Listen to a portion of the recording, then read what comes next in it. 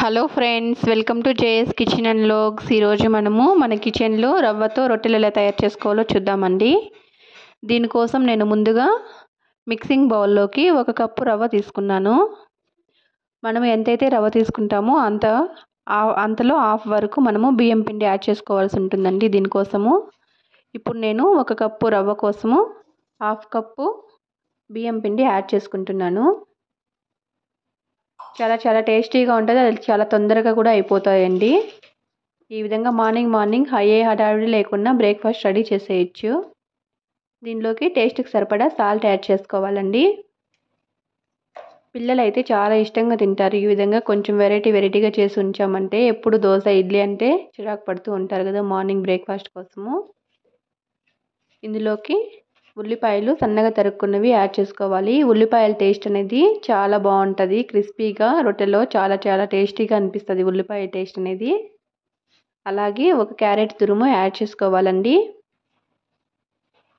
పచ్చిమిర్చీలు చాలా సన్నగా కట్ చేసుకొని యాడ్ చేసుకోవాలి. వీలైతే మిక్సీకి వేసుకోండి. పిల్లలు తింటుంటారు కదా పచ్చిమిర్చీలు ఉంటే కారం అనిపిస్తుంది వాళ్ళకి.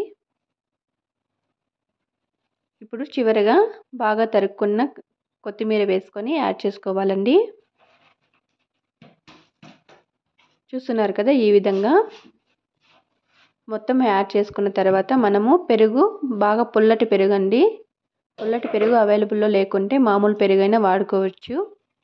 పుల్లదైతే చాలా బాగుంటుంది రొట్టె పుల్లగా తినడానికి. 1 కప్పు వరకు యాడ్ చేసుకోవాలి.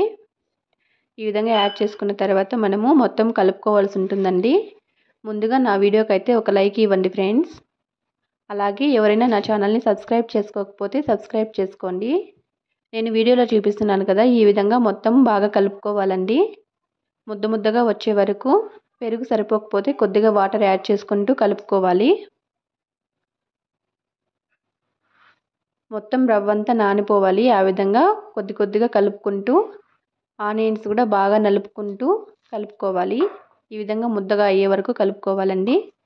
ఈ మొత్తం ముద్దని ఒక 5 మినిట్స్ వరకు పక్కన ఉంచేసేయండి. ఒక 5 నిమిషాల తర్వాత కవర్ ఒకటి తీసుకొని అందులోకి ఆయిల్ స్ప్రెడ్ చేసుకోవాలి.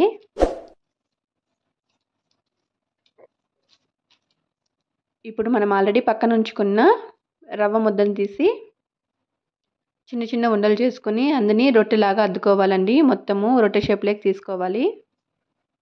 మధ్యలో ఆయిల్ చేతికి అద్దుకుంటూ చేతికి అంటుకోకుండా రవ్వ ఇలా పల్చగా స్ప్రెడ్ చేసుకోవాలండి మొత్తాన్ని. చూస్తున్నారు కదా వీడియోలో ఈ విధంగా.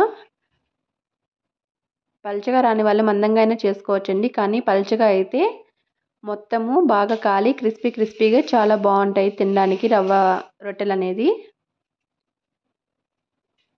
చూసారు కదా ఈ విధంగా షేప్ చేసుకున్న తర్వాత స్టవ్ పైన ప్యాన్ పెట్టుకొని బాగా వేడి చేసుకొని ఈ రొట్టెని తీసి అందులోకి వేసి ఆయిల్ యాడ్ చేసుకుంటూ కాల్చుకున్నామంటే వేడిగా రవ్వ రొట్టె చాలా టేస్టీగా చాలా ఫాస్ట్గా కూడా రెడీ అయిపోతుందండి. చూస్తున్నారు కదా ఈ విధంగా 10 నిమిషాల్లో రెడీ అయిపోతుందండి. ఈ విధంగా రవ్వ రొట్టె చేసుకున్నారంటే మార్నింగ్ బ్రేక్ఫాస్ట్కి పల్లీల చట్నీకి అలాగే కారం చట్నీకి చాలా బాగుంటుంది. పల్లీల చట్నీ ఎలా తయారు చేయాలన్నది మన ఛానల్లో వీడియో ఉంది. వీడియో డిస్క్రిప్షన్లో కూడా ఇస్తున్నాను. ఒకసారి చూసి చెక్ చేయండి. నచ్చిందా ఫ్రెండ్స్? నచ్చితే ఒక లైక్ ఇవ్వండి. అలాగే నా ఛానల్ని సబ్స్క్రైబ్ చేసుకోండి. మీ లైక్ అండ్ సబ్స్క్రిప్షన్ నాకు చాలా ఇంపార్టెంట్. చూసారు కదా చాలా వేడిగా చూడ్డానికి కూడా ఎంత కలర్ఫుల్గా ఉంది కదా.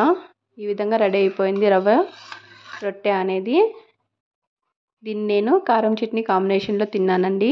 Thanks for watching.